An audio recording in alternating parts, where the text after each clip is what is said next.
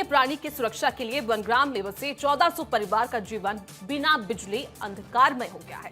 गांव की गलियों में अंधेरा पसरा हुआ है। मोबाइल की रोशनी में पढ़कर आगे बढ़ने की चाह रखती बेटियां इस बात की गवाही दे रही हैं कि यहां विकास के दावे अधूरे हैं। वहीं एक नहीं बल्कि 53 गांव में 32,000 आबादी शाम ढलते ही आदिम युग की तरह जीवन यापन करने को मजबूर हो जाती है। आदिम युग यानी कि बिना बिजली के, मूलभूत सुविधा के, जिनके उत्थान के बड़े दावे तो किए जाते हैं, लेकिन सच्चाई कुछ और ही बयां कर रही है। क्षेत्र में मौजूद स्कूल, हॉस्टल, स्वास्थ्य केंद्र अधूरी वैकल्पिक व्यवस्था के भरोसे हैं। इमरजेंसी प्रसव जैसे हालात में जान दांव पर लगाना पड़ता है।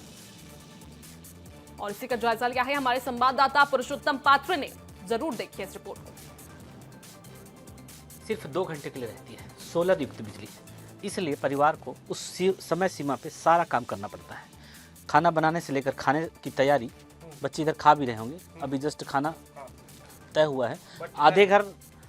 आधे कमरे में, आधे मकान में रोशनी रहती है, आधे में नहीं रहते, क्योंकि इस जगह पे ज़्यादा देर तक बिजली इस्तेमाल नहीं कर सकते, और ज़्यादा किया मतलब समझ जाएं कि अंधेरा में रहना पड़ेगा। कैसे होता है, कितनी देर तक बिजली रहती है? बस देख के बताइए। 10 से 11 बजे तक। 10 से 11 बजे तक बस। उसके बाद बंद। चालू कितने बजे होता है? चालू 6 बजे।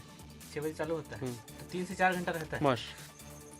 बिजली गोल होने के बाद इस तरह के उपकरण विकल्प रहते हैं इनके पास, और जैसे ही बत्ती गोल होता है तो ये विकल्प के लाइट जो सोलर से चार्ज होने वाले भारी बैटरी का, इस पे अतिरिक्त खर्च करना पड़ता है। जैसे सोलर लाइट कितना घंटा साथ देता है? गर्मी के दिन में क्या स्थिति रहता है? गर्मी के दिन तो 1 घंटा जलता है, ज़्यादा नहीं जलता है, 1-1.5 घंटा जलता है। अच्छा। हाँ। और बारिश में? बारिश में तो कभी कभार आधा घंटा भी जलता है। हाँ, उसके बाद अंधेरे में रहते हैं हम लोग। गांव में अंधेरा, इस तरह से अंधेरा पूरे गांव में है, गलियों में अंधेरा रहता है।